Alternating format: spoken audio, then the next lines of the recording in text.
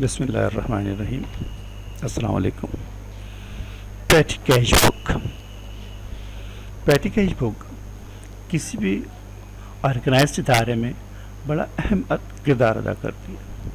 اگر یہ نہ بنائی جائے تو مین کیش بک خراب ہو جاتی ہے. وجہ یہ ہوتی ہے کہ مین کیش بک کے پیجز تھک اور قیمتی ہوتے ہیں، کیونکہ پیٹی کیش کے پیجز تھن اور سستے ہوتے ہیں. اگر ہر کیش کی انٹری مین کیش بک میں ڈال دی جائے تو بہت زیادہ موٹی ہو جاتی ہے. اگر پرنٹ آؤٹ ہوتا ہے تو وہ بہت بھاری ہو جاتا ہے.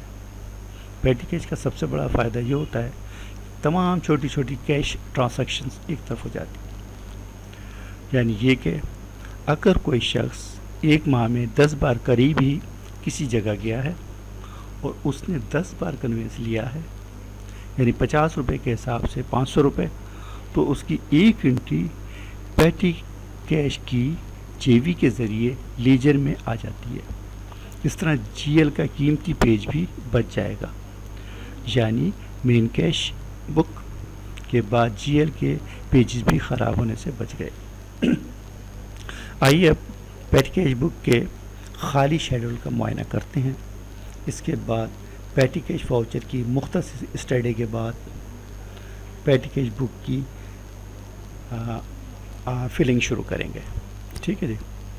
تو ہمارے سامنے کھلا ہوا ہے آپ کا پیٹی کیش بک. پیٹی کیش بک کا ذرا سا شیڈول دیکھ لیجئے. یہاں پر ہم سب سے پہلے ہم دیتے ہیں ریسیٹس، اس کے بعد date, particulars, voucher number, total amount. ٹھیک ہے. پھر اس کے جو کھانے جو ہوتے ہیں چھوٹے چھوٹے انتہائی ضروری، یہ بھی سب لیجر کے وہ ہیں اکاؤنٹس، لیکن یہ پیٹی کیش میں زیادہ یوز ہوتے ہیں. یعنی اسٹیشنری ہے، میڈیکل ہے، انٹرٹینمنٹ ہے، پوسٹیج ہے، کنوینس ہے، کینٹین اینڈ کیفیٹیریا ہے، کارٹیج ہے، پیٹرول ہے، مسلینس چیزیں جو آئیں گی، اور کوئی ریمارکس اگر ہمارے سینئر ڈاکٹرس یا سینئر اکاؤنٹنٹ دیتا ہے تو وہ ریمارکس آ جاتے ہیں. ٹھیک ہے. یہ ایک ایمٹی شیڈول ہے. ٹھیک ہے. اس کے بعد ہم آتے ہیں اسی شیڈول کو فل کرنے سے پہلے ہم ایسا کرتے ہیں کہ ہم پہلے واؤچر بھر لیتے ہیں اس کا، پھر اس کو فل کریں گے.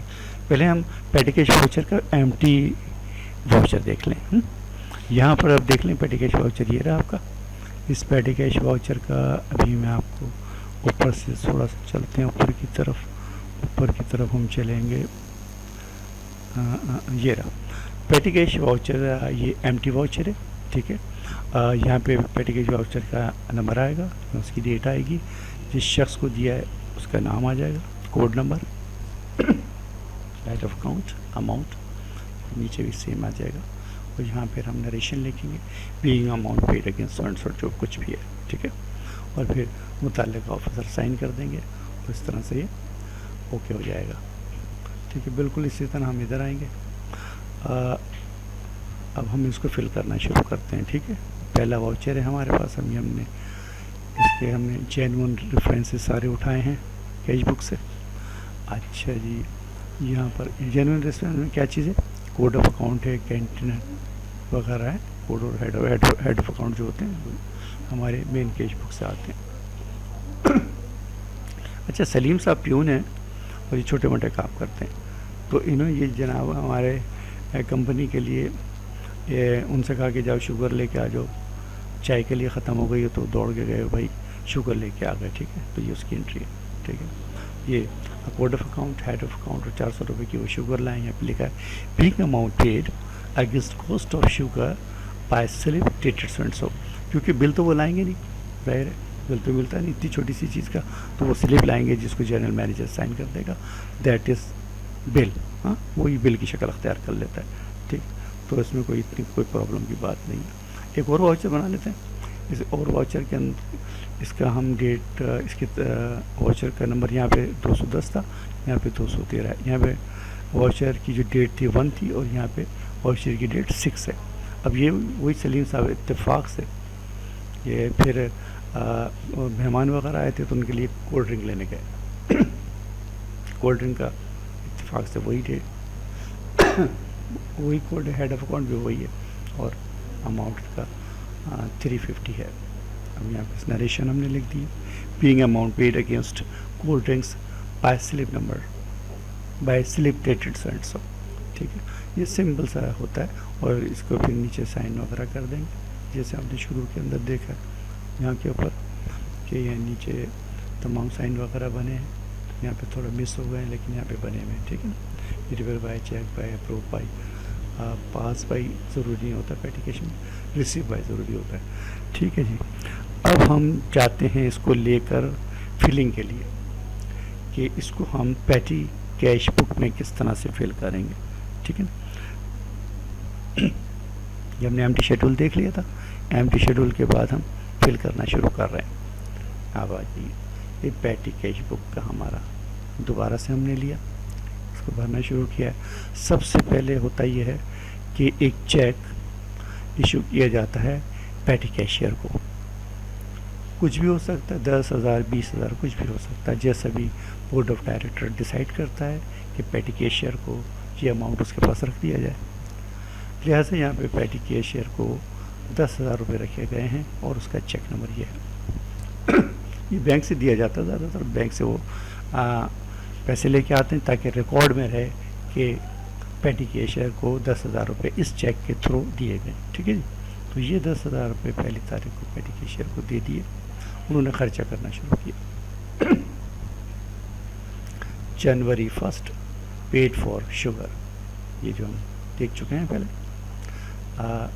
210 واؤچر کا نمبر ہے, 400 اس کا اماؤنٹ ہے, اور یہ ٹوٹل اماؤنٹ تھا. اس ٹوٹل اماؤنٹ کو ہم یہ جائے گا کینٹین اینڈ کیفیٹیریا. ٹھیک ہے. اگلا ہے جنوری 2 پیڈ فار کنوینس, 211 واؤچر ہے, 200 روپے کنوینس کے دیے, اور یہ کنوینس کے اندر کالم میں چلا جائے گا.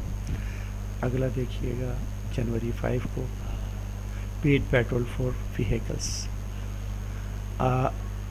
ویہیکل کا جو پیٹرول بڑی کمپنیوں میں چیکس کے ذریعے پے ہوتے ہیں, لیکن کچھ اگر رہ جاتے ہیں پیٹرول ایمرجنسی میں تو وہ پھر پیٹی کیشیئر پے کر دیتا ہے. اچھا, اسی سلسلے میں ایک چیز میں آپ کو اور بتاؤں کہ پیٹی کیش کا جو واؤچر ہے اس کی لمٹ ہے, اور کیش بک کی واؤچر کی لمٹ نہیں ہے. یعنی کہ پیٹی کیش واؤچر جو ہے وہ اس کی لمٹ ہے کہ 1 روپے سے 500 روپیز تک اس کے اوپر پے ہو سکتے ہیں.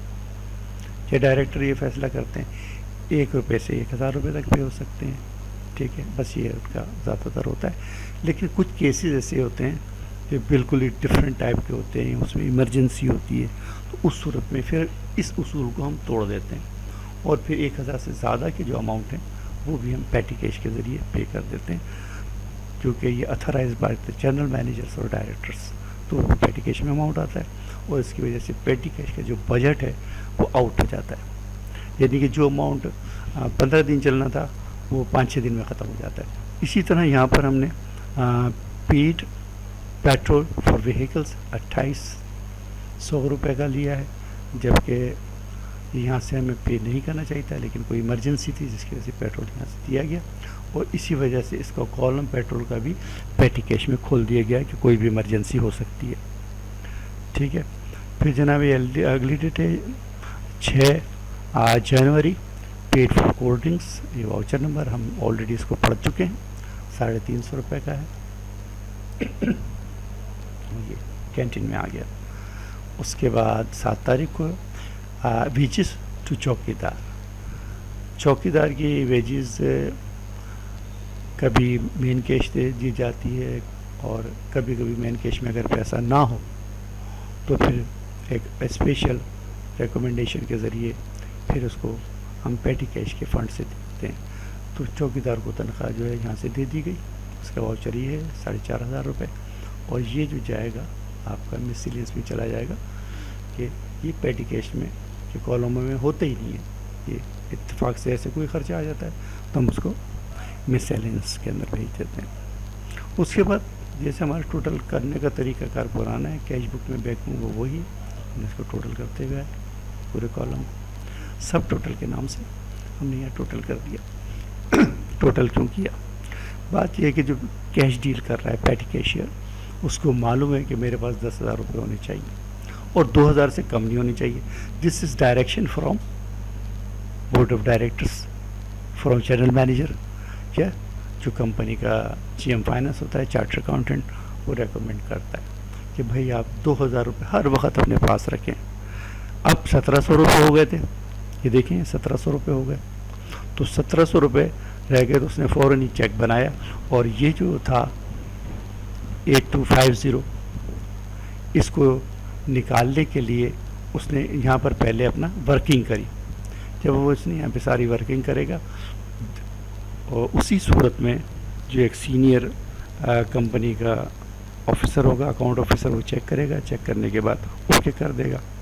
تو یہ جب اس کے پاس پیسے کم رہ جاتے ہیں تو وہ یہ کلوزنگ کرتا ہے. ٹھیک ہے، یہاں پر سب ٹوٹل آیا 8250، اور ہمارا جو کیش ہمارے پاس تھا 10,000، اس کے اندر سے اگر ہم یہ نکالتے ہیں تو 1700 بچتے ہیں.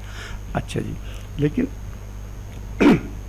اب جیسا ہم نے کہا، جو ہے کہ ہم نے اصول بنا دیا ہے کلوزنگ کا اصول وہی ہے جو کیش بک میں ہے، وہ بینک میں ہے، وہی پیٹی کیش کے اندر ہے. یہ 10,000 جو روپیز تھے ہم نے یہاں پر لکھے لاسٹ میں، وہ اسی اماؤنٹ کو ہم بالکل یہاں لے کے آئے سامنے ٹوٹل اماؤنٹ کے کالم میں نیچے. ٹھیک ہے، دونوں جگہ ہم نے سیم اماؤنٹ لکھا، ادھر بھی لکھا اور ادھر بھی لکھا، دونوں جگہوں پر. اب اس میں سے یہ جو خرچہ ہوا تھا، ٹھیک ہے، 4-5 دن کا، اس میں سے نکال دیا، 10,000 میں سے 8,250 نکال دیے، تو 1,750 ہمارے پاس باقی رہے. تو اس طرح ہمیں 7 تاریخ تک کی پوزیشن جو تھی، 7 تاریخ کی شام کے وقت کلوزنگ کا وقت ہوتا ہے، ایک ٹائم ہوتا ہے اس کے پاس، کہ 5 بجے چھٹی ہے تو کلوزنگ 4:30 بجے کر دے گا. ٹھیک ہے، 4:15 4:30 بجے کلوزنگ کر دیتا ہے، 4:45 بجے کلوزنگ کر دیتا ہے، اور پھر چلا جاتا ہے. تو یہ 1,750 روپے جو بچے ہیں، اس کی بیس پر وہ پیسہ ریمبرس کروائے گا، اور وہ ہے 8,250 اگلی ڈیٹ میں. اگلی ڈیٹ جو کوئی بھی ہو سکتی ہے، اب وہ اگلی ڈیٹ ہو سکتی ہے 8 جنوری، 9 جنوری، 10 جنوری، کچھ بھی ہو سکتی ہے. ٹھیک ہے سر، تھینک یو ویری مچ، اللہ حافظ.